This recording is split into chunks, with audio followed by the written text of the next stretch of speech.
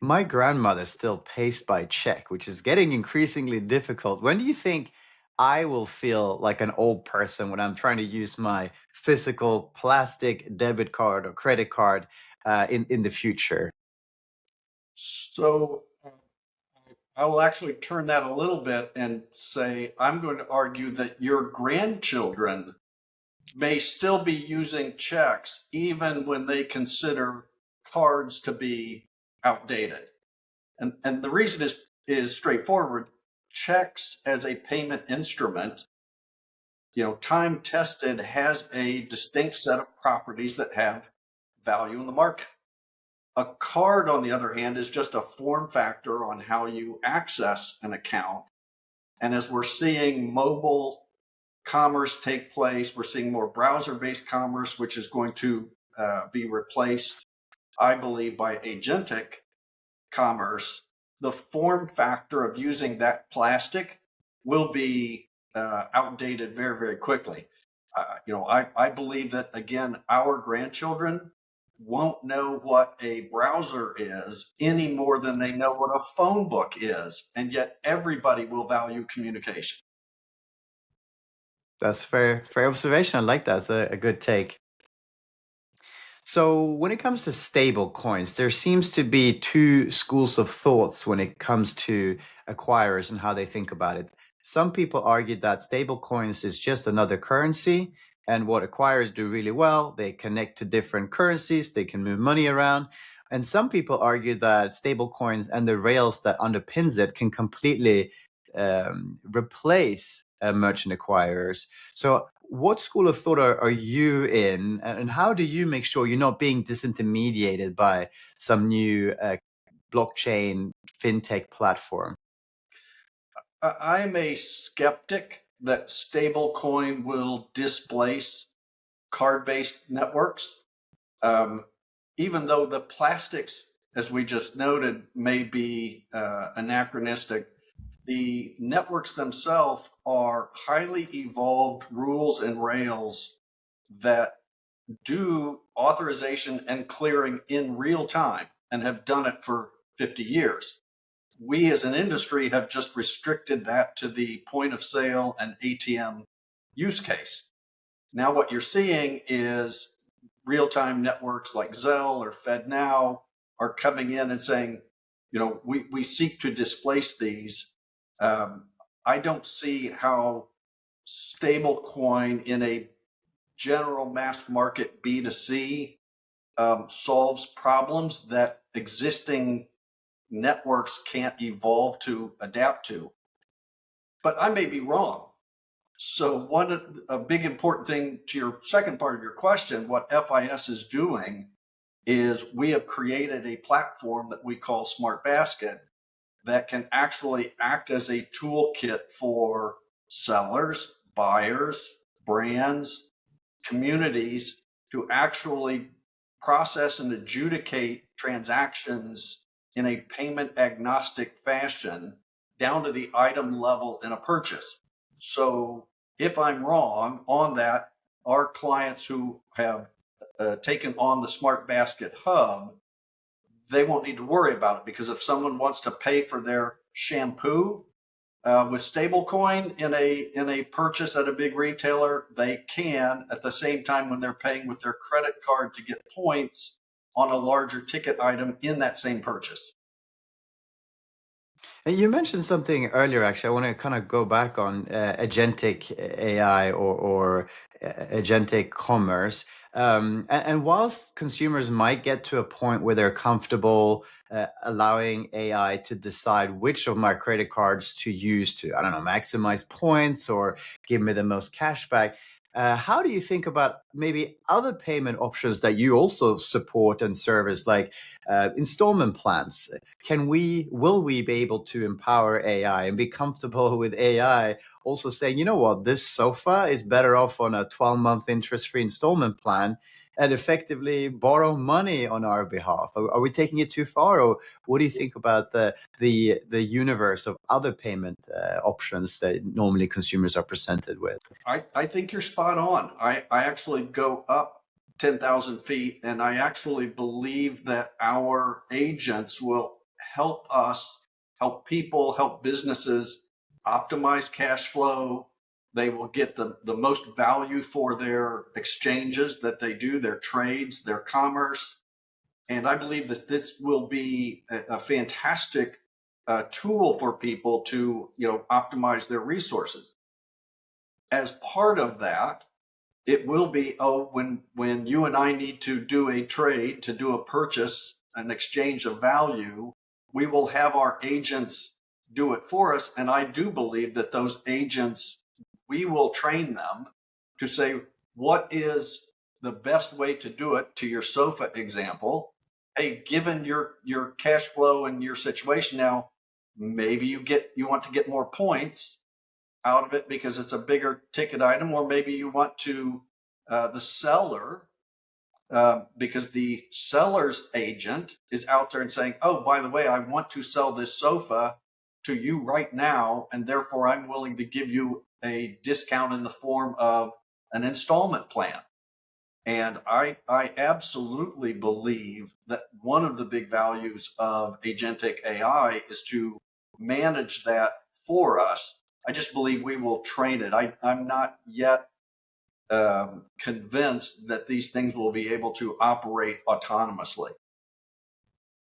Because I think that's the key for me when it comes to installment plans or buy now, pay later, that it's actually consumers entering into a legally binding contract to borrow money.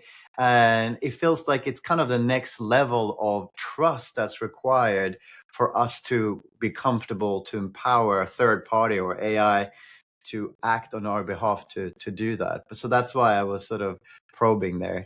But No, you think we'll get there, basically? I think we will get there, and it again goes back to what we spoke about. These networks that are highly evolved ecosystems are built on a 50-year foundation of trust. Right? When you use your plastic, that's why the cards came out, because when you walked into your retailer to buy the sofa, you didn't know your retailer. The retailer didn't know you, but that plastic was a device that both of you used because you trusted it. In the same way, I believe that the networks who built these rules and rails to imbue this trust will find it very easy to adapt with the new changing commerce, even if that is down to individual items level. One of the features that we have built into our Smart Basket solution is that ability, again, down to the item level. So while you're purchasing a sofa and some shampoo, I don't know what retailer you would buy that from, but let's go with it, that we could actually adjudicate and do the installment payment on the sofa under the rules that both the seller's agent and your financial institution, or whoever is actually doing the installment loan, that can create that foundation of trust, just in the same way that you automatically assume it. And then the shampoo gets handled just with whatever form. Even if you wanted to pay with loyalty, the AI that we are building into Smart Basket could say, we could let you buy the shampoo as just loyalty rewards, and deal with the rules related to chargebacks with other things automatically. So yeah, building on that then. So what do you think will happen when we empower AI agents to make purchases on our behalf, but they get it wrong? Like, what's my recourse as a consumer? I know with my credit card, there's a chargeback, etc. But how will that translate into a agentic universe or reality? That's one of the many reasons I used when I argued before that these networks, the card networks, are unlikely to be disintermediated by stablecoin. Again, as you just noted, you have that comfort, that trust that has been built into these networks over time and in response to use cases and conditions that develop. There are going to be these situations where agents are going to make the wrong decision. The networks will have rules They will evolve their rules to support those use cases, just as they have over time as we've gotten more into cardholder not present commerce and deferred payments and scheduled payment commerce. As it has evolved, the existing payment networks have evolved their rules. And I see the same thing. Ultimately, I don't know what it's going to ultimately play out, but I have every confidence that those networks have the ability to evolve and maintain that trust that you have, as opposed to requiring a whole new system to build that trust. So obviously we've spoken quite a lot about the consumer perspective, but what advice would you give to a large retailer? Let's say the person in charge of payments. What sort of technologies, what sort of initiatives should they be focusing on right now to continue to remain relevant and be easy to do business with? The most important choice to make now and invest is to separate the payment orchestration layer from their acquirer.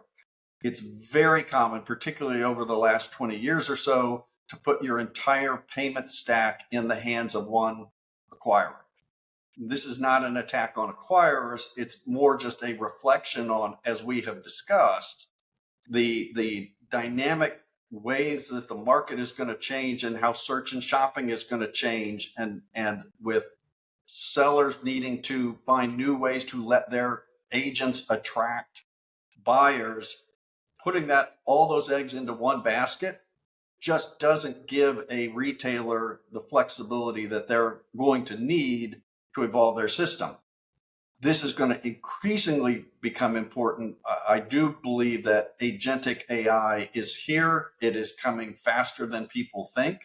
And although there are going to be issues, as we talked about, with agents making the wrong choices, I think those are going to be growing pains of just a dynamic new economy, and retailers who can adapt themselves to be able to respond and sell in this new environment are going to be the most successful.